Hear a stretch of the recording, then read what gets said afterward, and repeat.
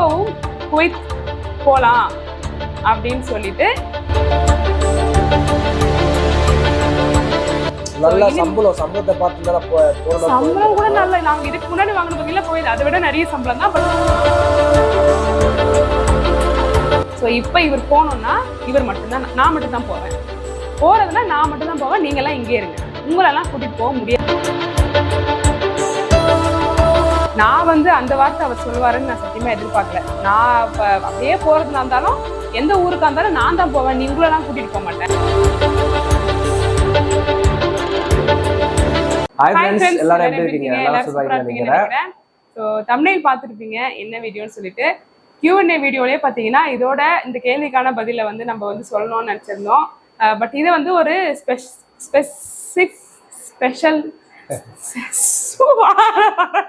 ஸ்பெசிஃபிக்கா தனி வீடியோவா போடணும்னு நினைச்சேங்க, அவ்வளவுதான். ஸோ நம்ம வந்து பார்த்தீங்கன்னா நான் வந்து ஸ்பெசிஃபிக் வந்து ஒரு 10+ இயர்ஸ் வந்து குவைத்தில் இருந்தேன். இவர் வந்து பார்த்தீங்கன்னா 13+ இயர்ஸ் வந்து குவைத்தில் இருந்தார். ஸோ கிட்டத்தட்ட வெரி லாங் ரொம்ப வருஷம் வந்து நம்ம கல்யாணம் ஆகி பார்த்தீங்கன்னா நம்ம லைஃப்பை ஸ்டார்ட் பண்ணதே பார்த்தீங்கன்னா அங்கே தான். ஏன்னா நம்ம வீடியோ நிறைய போடும்போது எனக்கு இது தெரியாது, இங்கே இப்படியா இது தெரியாது, ரேஷன் கடையில் ரேஷன் வாங்குறது, மாவுக்கு கோதுமை காய வச்சு மாவு வச்சு, இதெல்லாம் வந்து நான் ஃபர்ஸ்ட் டைமாக நான் பண்ணுறேன் அப்படின்னு வீடியோ போடும்போது இதெல்லாம் உங்களுக்கு தெரியாதா, இதெல்லாம் பெரிய ஃபாரின் சீன் போடுறீங்களா அப்படின்னு நிறைய பேர் வந்து கமெண்ட்லாம் பண்ணுவீங்க. ஆனால் நான் வந்து கல்யாணத்துக்கு முன்னாடி, அதாவது நான் காலேஜ் படிச்சிருந்த டைம்லலாம் பார்த்தீங்கன்னா எங்கள் அம்மா வந்து ரேஷன் கடைக்கு போய் கோதுமை வாங்குறதோ இல்லை ஏதோ ஒன்று வேலை ஒன்று வீட்டில் செய்கிறாங்க அப்படின்னா அது நான் செஞ்சது கிடையாது. ஓகேங்களா? அது அஃப்கோர்ஸ் காலேஜ் டைம்ல வந்து எது கல்யாணம் ஆகி எதை செய்யதானே போறாங்க அப்படின்னு சொல்லிட்டு. பட் கல்யாணம் பண்ணி நான் வந்து லைஃபை இங்க ஸ்டார்ட் பண்ணியிருந்தேன்னா மேபி எல்லாமே எனக்கு தெரிஞ்சிருந்திருக்கும். ஓகேங்களா? அது வந்து தெரியாது அப்படின்றது நான் வந்து ஒரு சீன் போடுற மாதிரியோ அந்த மாதிரி இன்டென்ஷன்ல நான் செய்யல. நமக்கு வந்து பரவாயில்லையே, இது ஃப்ரீயா கிடைக்குது, அரிசி கோதுமைலாம் ஃப்ரீயா கிடைக்குது, பரவாயில்லையே அப்படின்றது எனக்கு ஒரு ஆச்சரியமா நல்ல விஷயம் தானே அது. அதுதான் நான் வீடியோவே பண்ணி போட்டிருந்தேன். ஸோ அதை வந்து நிறைய பேர் வந்து மிஸ் அண்டர்ஸ்டாண்டிங் பண்ணிட்டீங்க. ஸோ அது காரணம் கிடையாது, எல்லாரும் இல்ல, யார் கமெண்ட் பண்ணிதான் அது ஒண்ணு. ஸோ நிறைய பேர் வந்து பாத்தீங்கன்னா நம்ம ரீசெண்ட் டைம்ஸ்ல ஒரு 5 to 6 months ஆச்சு நம்ம சென்னை வந்து. ஸோ நிறைய பேர் வந்து நம்ம வெளியில போகும்போது பாக்குறோம், சூப்பர் மார்க்கெட் போகும்போது பாக்குறோம், நிறைய இடங்கள்ல இப்போ ரீசெண்டா மகாபலிபுரம் பார்த்தோம். அது மாதிரி நிறைய பேர் பார்க்கும்போது எல்லாரும் கேட்குற காமனான ஒரு கொஸ்டின் பாத்தீங்கன்னா உங்களுக்கு வந்து ஊர் செட் ஆயிடுச்சா அப்படின்னு, ஊர் செட் ஆயிடுச்சா, ஸ்கூல் செட் ஆயிடுச்சா அப்படின்றது காமனா கேட்குற ஒரு கொஸ்டின். இவரையும் கேட்டிருக்காங்க, என்னையும் கேட்டிருக்காங்க. நாங்க எல்லார்கிட்டையும் பார்த்தா காமனா ஒரு பொய் ஒண்ணு சொல்லுவோம், இந்த நிமிஷம் வரைக்கும் சொல்லிட்டு இருக்கோம். என்ன பொய்ன்னு பாத்தீங்கன்னா என்ன சொல்லுவோம்? செட் ஆயிடுச்சுன்னு சொல்லுவோம். செட் ஆயிடுச்சுங்க, செட் ஆயிடுச்சு, எல்லாம் செட்டில் ஆயிட்டோம் அப்படின்னு. உண்மையை சொல்லணும்னா பாத்தீங்கன்னா எங்களுக்கு இன்னுமே எங்களுடைய குவைத்தோட ஞாபகங்கள் எதுவுமே பாத்தீங்கன்னா சுத்தமா ஒரு % கூட பாத்தீங்கன்னா குறையவே இல்லை. இன்னும் இப்போ என்ன சொல்றது, இப்போ எங்களுக்கு ஒரு வாய்ப்பு கொடுக்குறாரு கடவுள். ஆக்சுவலா வந்து பாத்தீங்கன்னா இப்பயும் பாத்தீங்கன்னா நாங்க வந்து வெக்கேஷன் வந்த மாதிரி தான் எங்களுக்கு போயிட்டு இருக்கு. நாங்க வந்து குவைத்துல இருந்து வந்த மாதிரி எங்களுக்கு வந்து அந்த எண்ணமே இல்லை. இப்போ கடவுள் ஒரு வாய்ப்பு கொடுக்குறாரு, நீங்க வந்து திருப்பியும் குவைத்துக்கு போய் ஒரு ரீவைண்ட் பட்டன் இருக்கோம் லைஃப்ல அப்படின்னா வந்து ரொம்பவே, அதை விட எங்களை விட என் பசங்க, அதாவது நம்ம கூட சில விஷயங்கள்லாம் வந்து அட்ஜஸ்ட் பண்ணி வாழ்ந்துருவோம். பசங்க வந்து பாத்தீங்கன்னா இன்னும் அந்த ஞாபகத்துல இருந்து வெளியில வரமாட்டேங்கிறாங்க. என்ன ஃபாரின் தான் பெஸ்ட்ன்னு சொல்றீங்களா, இது உங்க ஊர் இல்லையா அப்படின்னு நீங்க எல்லாம் நினைக்கலாம். இது வந்து ஃபாரின் நம்ம ஒரு அந்த ஒரு இதுவே கிடையாது. ரொம்ப அதிகமா இருந்தோம் பாத்தீங்களா, அதிகமான நாட்கள் நம்ம ஒரு இடத்துல இருந்திருக்கோம் இல்லைங்க. இதெல்லாம் பாத்தீங்கன்னா என் பையன் பிறந்ததுல இருந்து அங்கேயே இருந்துடும் நார்மலாவே ஃபுல்லாவே. அவனுக்கு ஒரு 10 வயசு ஆகுதுன்னா அவன் கிட்ட ஒரு 11 வயசு ஆகுதுன்னா அவங்க 10-15 வயசு வரைக்கும் அங்கேயே இருந்தானா. பொண்ணு பிறந்ததுலேருந்து அவங்களுக்கு அதுதான் தெரியுது. ஏன்னா வெக்கேஷன் வரும்போது பார்த்தா இது வந்து நமக்கு வந்து ஒரு என்ன சொல்ல ஒரு வெக்கேஷனான பிளேஸாக தான் பார்ப்பாங்க. சரி நமக்கு ஓகே, நமக்கு ஆல்ரெடி இங்கே இருந்திருக்கோம், ஒரு 20-25 இயர்ஸ் கிராஸ் பண்ணிட்டு தான் அங்கே வந்து இருக்கிறோம். இல்லை பட் இவங்கெல்லாமே வந்து பாடம் வந்து அங்கேயே இருந்ததுனால பசங்களுக்கு வந்து செட் ஆகலை.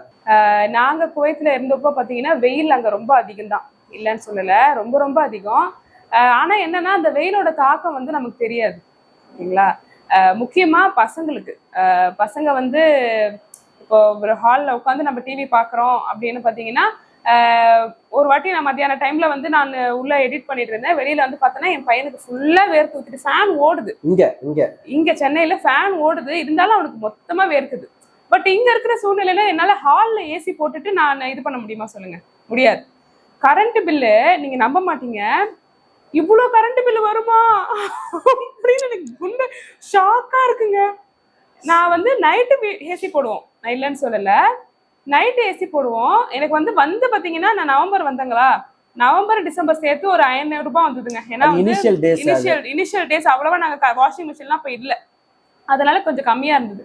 அப்ப ஏசியும் அவ்வளவு போட மாட்டேன், ஏன்னா வின்டர். நைட்டு கொஞ்சம் அப்ப கூட ஏசி போடுவோம், நைட்டு மட்டும் கொஞ்ச நேரம் போடுவோம், ஆஃப் பண்ணிடுவோம், 2 hours போடுவோம், ஆஃப் பண்ணிடுவோம். பட் இப்ப சம்மர் ஆரம்பிச்சதுங்க. ஃபர்ஸ்ட் ஒரு சம்மர் கூட ஆரம்பிக்கல, அந்த பிப்ரவரி மார்ச் பில்லு வந்து ஒரு 3000 சில்லற வந்து இருக்குது.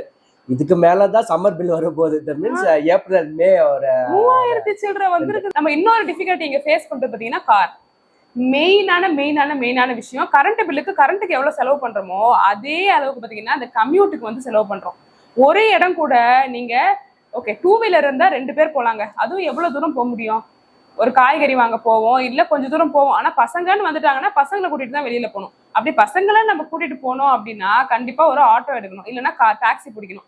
ஸோ ஒரு ஆட்டோவே எடுத்துன்னு வச்சுக்கோங்களேன், ஒரு ஓலால புக் பண்றோமோ ஊபர்ல எதுலயும் வந்து புக் பண்றோம், ஒரு 200 ரூபாய் கட்டுச்சுன்னு வச்சுக்கோங்க.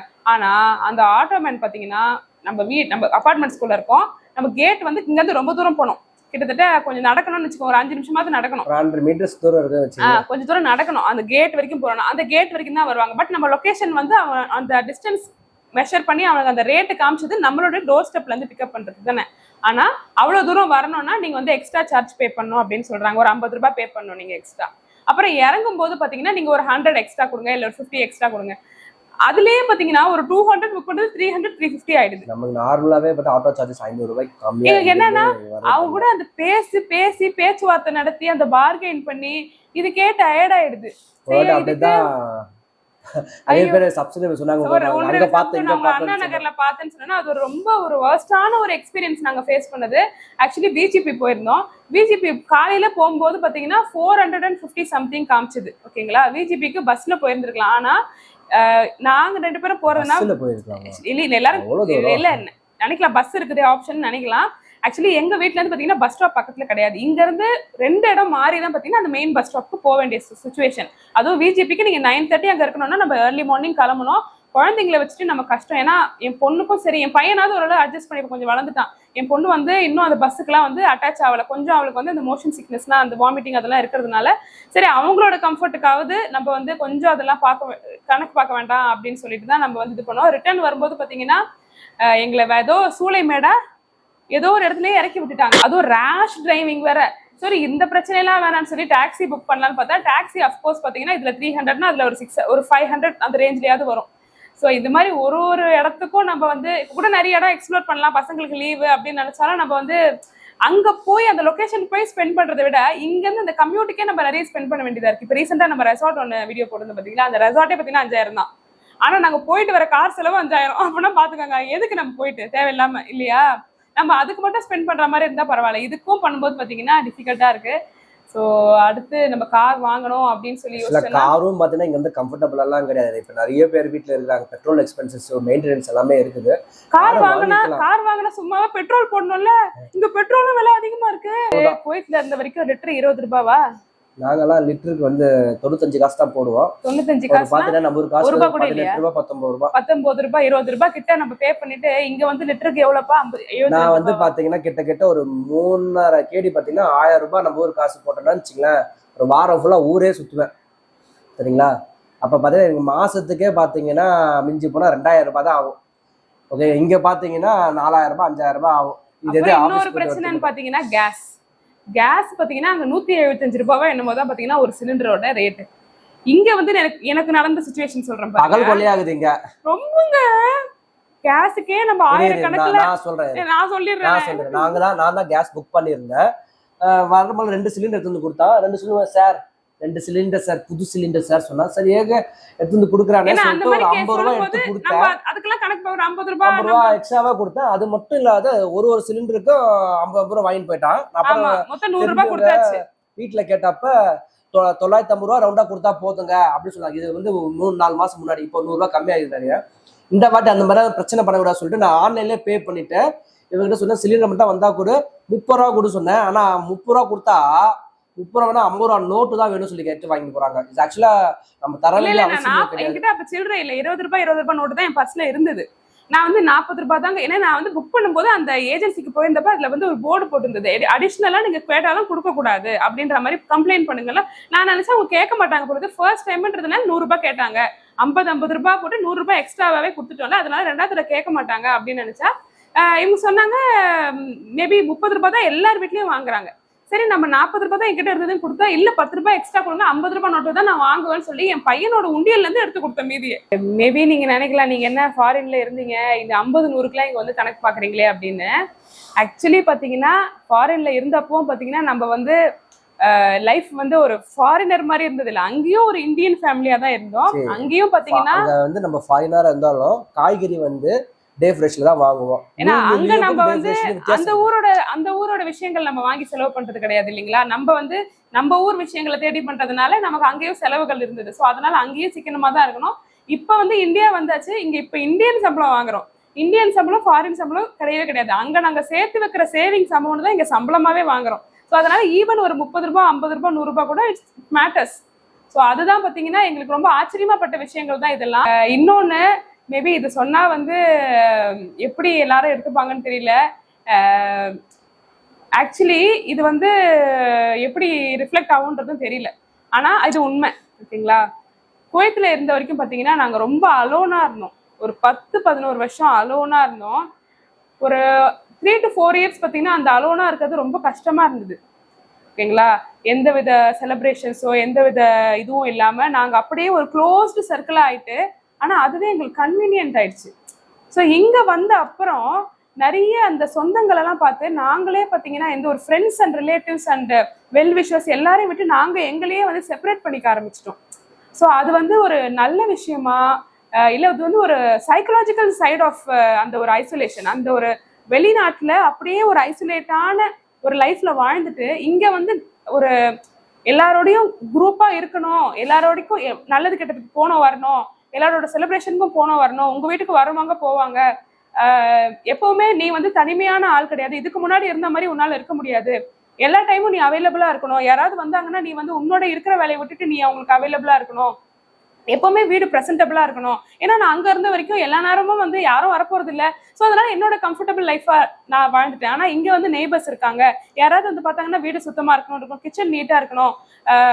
ஸோ எல்லா டைமும் பார்த்தீங்கன்னா இன்னும் இதுவும் சொல்ல போனா நான் அங்கெல்லாம் வந்து நான் வந்து ஒரு டீ காஃபிக்கெல்லாம் வந்து நாங்க 4 பேர் தானே, அதனால வேணும்னா வாங்கிக்கலாம் அப்படின்ற மாதிரி தான். பட் யாராவது கெஸ்ட் வந்தாங்கன்னா பால் அவைலபிளா இருக்கணும், எல்லா டைமும் எல்லாமே இருக்கணும் அப்படின்ற ஒரு ஸ்ட்ரெஸ்ஸா இல்லை ப்ரெஷரா என்னமோ அது வந்து ஒரு சைக்கலாஜிக்கல் சேஞ்ச். அது இது வந்து இது இவ்வளவு நேரம் நான் சொன்னது ஃபுல்லாவே பாத்தீங்கன்னா ஒரு மெட்டீரியலிஸ்டிக் பணம் சம்பந்தப்பட்டது, ஏற்ற இறக்கம் அதெல்லாம் தவிர இது மனசளவுல ஒரு சேஞ்சுன்னு பாத்தீங்கன்னா இது இந்த ஒரு விஷயம் பாத்தீங்கன்னா ரொம்ப மேனேஜ் பண்றது ரொம்ப கொஞ்சம் டிஃபிகல்ட்டா தான் இருக்கு. ஏன்னா இவ்வளவு நாள் வந்து நாங்க வெளிநாட்டுல இருக்கிறோம் அப்படின்ற ஒரு சாக்குன்னே சொல்லலாமே, ஓப்பனா சொல்லலாம். அது அந்த ஒரு சாக்குல நம்ம நிறைய விஷயம் வந்து அப்படியே விலகியே இருந்துட்டோம். பட் ஸ்டில் தப்பிச்சுக்கிட்டோம். பட் ஸ்டில்ஸ் வந்து நம்ம இங்க இருக்கிறோம்னா நம்ம அவைலபிளா இருக்கணும் எல்லா விஷயத்துக்கும். இங்க இருக்கிறதுனால எந்த எக்ஸ்கியூஸும் சொல்ல முடியாது. நம்ம வந்து போய் ஆகணும். இத்தனை நாளா வந்து ஹாப்பி பர்த்டே டு யூ அப்படின்னு போன்லயே வந்து விஷ் பண்ணி வச்சிருவோம். ஏதாவது கிஃப்ட் நம்ம கொடுக்கறோம்னாலும் நம்ம ஊருக்கு வெக்கேஷன் வரும்போது தானே, வருஷத்துக்கு ஒரு தடவை தானே அப்படின்னு இருக்கும். ஆனா இங்க வந்து அப்படி கிடையாது. எல்லாத்துக்கும் நம்ம போகணும், எல்லாத்துக்கும் நம்ம செய்யணும். அது வந்து நம்ம அங்க இருந்த வரைக்கும் அதை நம்ம லாங் பண்ணி ஐயோ இதெல்லாம் நம்ம கலந்துக்க முடியலையே அப்படின்னு வெயிட் பண்ண ஒரு விஷயம். பட் இங்க வந்தோன்னு ஓ இதுக்கெல்லாம் போகணுமா, இதுக்கெல்லாம் செய்யணுமா, ஐயோ வேற நம்ம புது ட்ரெஸ் வேற போடணுமா, அது வந்து என்ன சொல்றது, ஓ அவங்க பாப்பாங்களா இவங்க பாப்பாங்களா, அது என்னமோ ஒரு பியர் பிரஷர்னு சொல்லுவாங்க பாத்தீங்களா. அது மட்டும் இல்ல, அங்கேயும் பாத்தீங்கன்னா சில பேர் கூப்பிடுவாங்க தெரிஞ்சது. அப்பெல்லாம் நம்ம வீட்டுல இருக்க துணி எடுத்து தான் போடும். ஆனா இங்க பாத்தீங்கன்னா அப்படிலாம் கிடையாது. ஏன்னா வந்து ஜென்ரேஷன் வந்து ரொம்ப வித்தியாசமாயிடுச்சு. இப்போ கல்யாணத்துக்கு கூப்பிடுறாங்கன்னா சுத்தி வித்தெல்லாம் பார்த்தோம்னு கல்யாணத்துக்கு யாரோ கல்யாணத்துக்கு இங்க புது துணி வாங்கி கல்யாணத்துக்கு போட்டு போறது இதெல்லாமே வந்து என்டலி டிஃபரெண்ட். எனக்கு என்னன்னா இங்க வந்து நான் சின்ன வயசுல இருந்ததுல நான் வந்து கல்யாணம் ஆகி பாத்தீங்கன்னா எந்த கல்யாணத்துக்கும் நான் வந்து ஸ்பெஷல் ஆல்ரெடி நான் சொல்லியிருப்பேன் போனது கிடையாது. ஆனா ஒரு கல்யாணத்துக்கு போனோம்னா கல்யாண பொண்ணை விட கல்யாணத்துக்கு வந்தவங்க நிறைய ட்ரெஸ் கிடையாது, நல்ல காஸ்ட்லியான ட்ரெஸ், அதுக்கு மேட்சிங்கா வளையல் கம்மல் நமக்கு அந்த மேக்கப் அது இதுன்னு பாத்தீங்கன்னா அதுக்குன்னே அந்த கெஸ்டே வந்து பாத்தீங்கன்னா அவ்வளவு செலவு பண்ணி நம்ம வந்து ட்ரெஸ்டப்பா போனோம் அப்படின்றது நான் வந்து இப்பதான் வந்து தெரிஞ்சுக்கிறேன். இதுக்கே நிறைய செலவாகுமே. மொழி வந்து பார்த்தீங்கன்னா 500 ரூபாய் தான் போடுவாங்க. ஆனா பார்த்தா அந்த உடுத்திருக்க கூட பார்த்தா 5000 ரூபாய் கிட்ட இருக்கும். என்ன பண்றது? தப்புன்னு சொல்ல வரல, அது ஒருத்தவங்களுக்கு இல்ல இதெல்லாம் வந்து பாத்தீங்கன்னா இங்க நம்ம ஃபாலோ பண்ற பிராக்டிசஸா. சோ இதெல்லாம் வந்து ஒருத்தவங்க அப்படி பண்றாங்கன்னா நம்மளும் அது இனிமே பண்ணணும் போல இருக்கு. அப்படி நம்ம பண்ணலன்னா இவங்கெல்லாம் என்ன ஃபாரின்ல இருந்து அப்படின்னு அவங்க நினைச்சுப்பாங்க. நம்ம வந்து நம்ம மைண்ட் அப்படி தோணுது. அவங்க நினைக்கிறாங்களோ இல்லையோ நமக்கு தெரியாது. பட் அவங்க அப்படி நினைச்சுப்பாங்களோ, அப்புறம் நம்மளும் அந்த மாதிரியே ட்ரெஸ் பண்ணணுமோ அப்படின்ற மாதிரி சில ஸ்ட்ரெஸ்ஃபுல்லான சுச்சுவேஷன்ஸ்க்கு சிலதெல்லாம் பாத்தீங்கன்னா நம்ம வந்து இது பண்ண வேண்டியதா இருக்கு. என்னன்னா ட்ரெஸ் இவங்க ஏதாவது போட்டு வராங்க வச்சுக்க, என்னன்னா அது நம்ம சரியா ட்ரெஸ் போட்டு வரலையே, நம்மள ஒரு மாதிரி பார்ப்பாங்களா, ஸோ இந்த மாதிரி எல்லாம் விஷயம் மைண்ட்ல தோணி இருக்கு அப்படின்னு சொல்லலாம். அது வேறங்க. இது வரைக்கும் பாத்தீங்கன்னா நாங்க ஒரு வருஷமா எந்த ஒரு விசேஷத்துக்கும் போறது வர்றது அந்த கணக்கெல்லாம் நமக்கு தெரியாது. நம்ம இவ்வளவு செஞ்சோம், அவங்க இவ்வளவு செய்வாங்க அப்படிலாம். பட் அதெல்லாம் வந்து நம்ம கணக்கு வச்சுக்கணும். அவங்க செஞ்சாங்கன்னா நம்ம திருப்பி செய்யணும். அதெல்லாம் வந்து ரொம்ப கஷ்டமா இருக்கு. பேசாம ஒரு பொக்கே வாங்கி மலர் வளையம் எல்லாமே பொக்கே பூ செண்டு அதெல்லாம் வாங்கி கொடுத்துட்டோம்னா நமக்கு பிரச்சனை எல்லாம் முடிஞ்சு போச்சு. அவங்க ஒரு பூ செண்டு, நம்ம ஒரு பூ செண்டு. இந்த நோட்ஸ் பண்ணிக்கிறது இதெல்லாம் வந்து ரொம்ப டிஃபிகல்ட்டான வேலையா இருக்குது. ஸோ அது வந்து ஒரு டிஃபிகல்ட்டான சுச்சுவேஷன். இது எல்லாத்த விட பெரிய முக்கியமான விஷயம் பார்த்தீங்கன்னா, நாங்கள் தினம் நினைச்சு நான் இன் பர்சன் நினைச்சு கஷ்டப்படுறது என்னோட பசங்களுக்காக தான். நீங்க என்னைக்கு பசங்களை நினைச்சு, அதாவது எல்லா ஜென்ஸும் அப்படியான்றது தெரியல, வேலைக்கு போயிட்டு வந்து பசங்களுக்கு ஒரு ஏதாவது சிப்ஸ் பேக்கெட்டோ ஒரு கூல் ட்ரிங்க்ஸோ ஏதோ ஒன்று வாங்கி கொடுத்துட்டா பசங்க ஹாப்பி ஆயிடுவாங்க. அஃப்கோர்ஸ் இப்ப இருக்கிற பசங்க அப்படிதான் ஹாப்பி ஆயிடுறாங்க. இங்க வந்து பாத்தீங்கன்னா பசங்களோட ஸ்கூலும் சரி, ஃபுட் ஹேபிட்ஸும் சரி, நான் வந்து தினம் ஐயோ இதுல இருந்து எப்படிதான் நம்ம வந்து இவங்களை காப்பாற்ற போறோம் அப்படின்னு தான் இருக்கு. உண்மையை சொல்ல போனா ஃபர்ஸ்ட் ஃபுட் ஹேபிட்ஸ்ன்னு பாத்தீங்கன்னா பசங்களை அந்த சோடா, கோலி சோடா, கலரா கோலி சோடா, இவரும் ஒன் ஆஃப் த ரீசன். நிறைய ஃபாஸ்ட் ஃபுட்டு. நான் எங்க தெருவுலயே பாத்தீங்கன்னா கிட்டத்தட்ட ஒரு 5-6 ஃபாஸ்ட் ஃபுட் ஒரே செயின். ஃபாஸ்ட் ஃபுட் வந்து நாங்க அங்கேயும் பாத்தீங்கன்னா ஃபாஸ்ட் ஃபுட் ரெஸ்டாரண்ட் வாங்கி சாப்பிடுவோம்.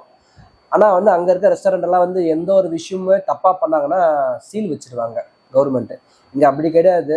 ஃபாஸ்ட் ஃபுட் வந்து ரோட்ல வச்சு அரிசியை பொரிக்கிறான், நிறைய விஷயங்கள் நடக்குது. நிறைய நம்ம நியூஸ்ல எல்லாம் பாக்குறோமா, பயமா இருக்கு. இத்தனை நாளா அங்க இருந்து நியூஸ் பார்த்துட்டு இருப்போம், ஜாக்கிரதையா இருந்துக்குங்க அப்படின்னு தான் நம்ம நினைக்கும் போது, இப்ப நம்ம வீட்டுல எங்க வீட்டுக்காரே பாத்தீங்கன்னா அந்த கலர் பொடி போட்டு அந்த ஃப்ரைட் ரைஸை வாங்கிட்டு எடுத்துட்டு வந்து பசங்களுக்கு கொடுக்கும்போது அந்த கலர் பொடி சாப்பிட்டா வந்து அவ்வளோ கேடுன்னு நமக்கு தெரியுது. நம்ம அவ்வளோ அதனாலேயே பாத்தீங்கன்னா எனக்கு இவருக்கு நிறைய கிளாஷ் வருது.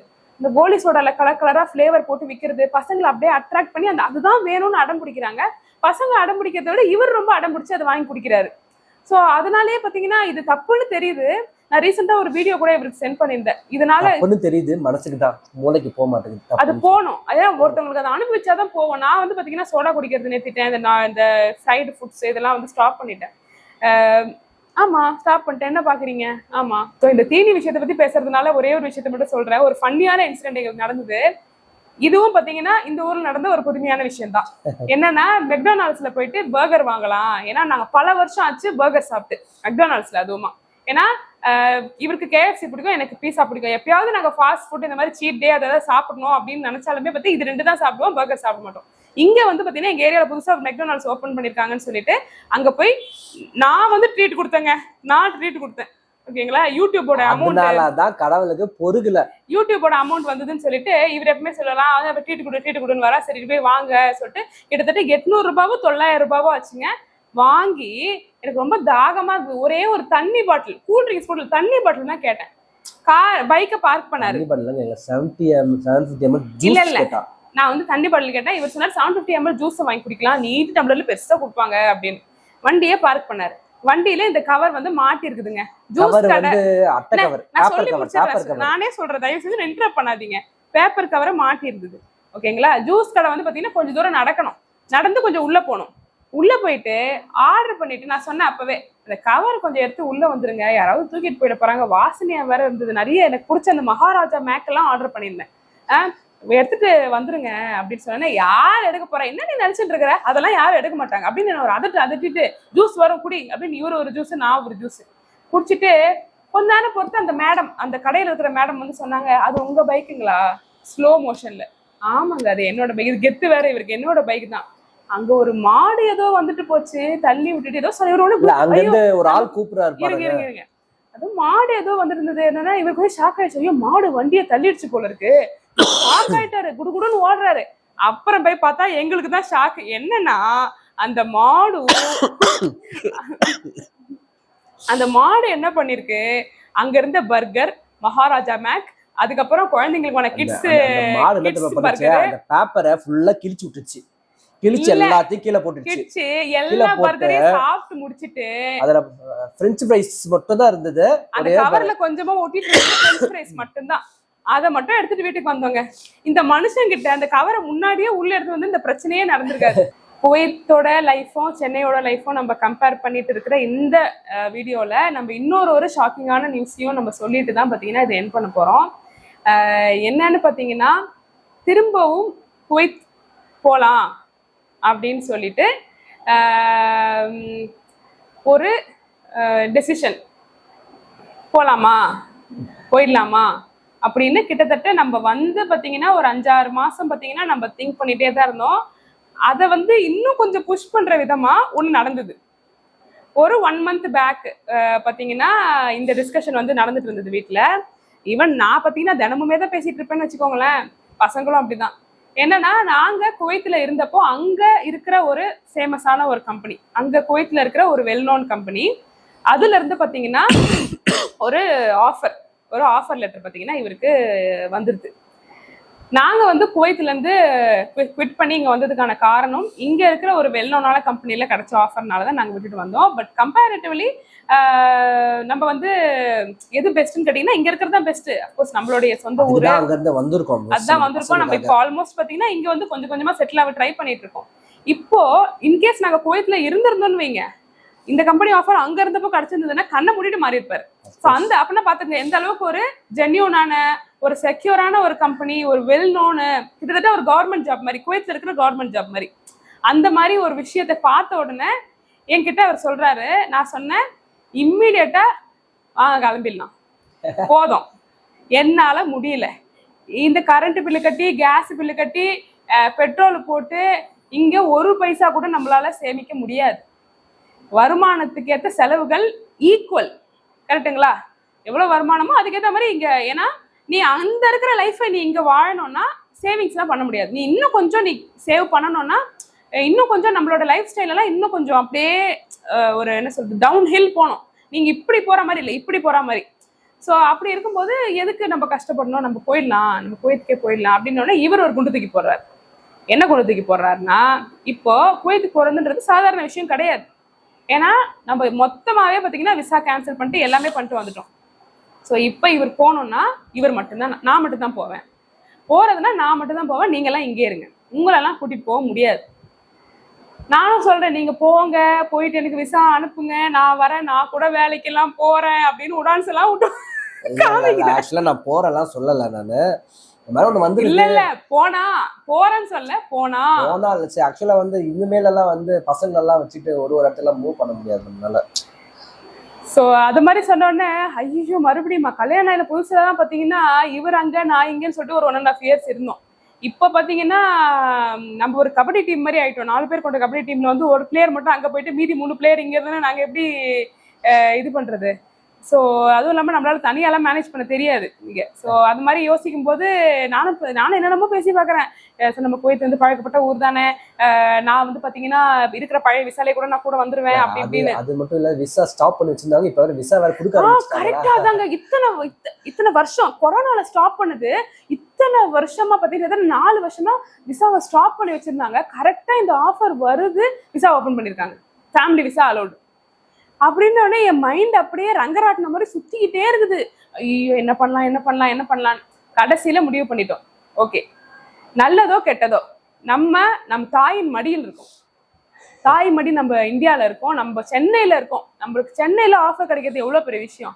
அதனால கடவுள் வந்து நமக்கு வந்து கொடுத்துருக்காருன்னா அது வந்து ஒரு ரீசனுக்காக தான் கொடுத்துருப்பாரு, ஓகேங்களா? ஏதோ நம்மளால பார்த்தீங்கன்னா ஏதோ ஒரு விஷயம் வந்து இந்த ஊர்ல சாதிக்க வேண்டியது ஒன்று இருக்கு. அந்த சாதனைக்காக நம்ம இங்க வந்திருக்கோம், ஓகேங்களா? முன்ன விட பாத்தீங்கன்னா இங்க நம்ம சப்ஸ்கிரைபர்ஸ் நிறைய பேர் பாத்தீங்கன்னா வெளியில போனா பாக்குறோம். முன்ன விட பாத்தீங்கன்னா நம்ம சேனல் கொஞ்சம் நல்லாவே க்ரோ ஆயிருக்கு. அதை நான் ஒத்துக்கணும். நான் சாதிக்கிறோம் இல்லையோ, என் பசங்க கண்டிப்பா சாதிப்பாங்க நம்புறேன். அதுக்காக தான் வந்திருக்கேன் நானு. ஸோ அது ஒண்ணு. இன்னொன்னு வந்து ஸோ அதுதான் பாத்தீங்கன்னா நம்ம ஃபைனலா பாத்தீங்கன்னா அது வேண்டாம், நமக்கு வந்து இனிமே வேண்டாம், முடிஞ்சு போச்சு. நல்லா சம்பளத்தை பார்த்துருந்தா போடணும். சம்பளம் கூட நல்ல, நாங்க இதுக்கு முன்னாடி வாங்கின பாத்தீங்களா கோயில், அதை விட நிறைய சம்பளம் தான். பட் காசை பார்த்தோம்னு வச்சுக்கோங்களேன், லைஃப்ல வந்து நமக்கு நிம்மதி இருக்காது. அது மட்டுமே நம்ம அங்கேயே நிறைய பேர் சொல்றாங்க, அங்கேயே இருந்தீங்கன்னா நல்லா ஏர்ன் பண்ணிருக்கலாம், நம்ம வயசு தானே இருக்கு அப்படின்னு சொல்றாங்க. கரெக்டு தான்.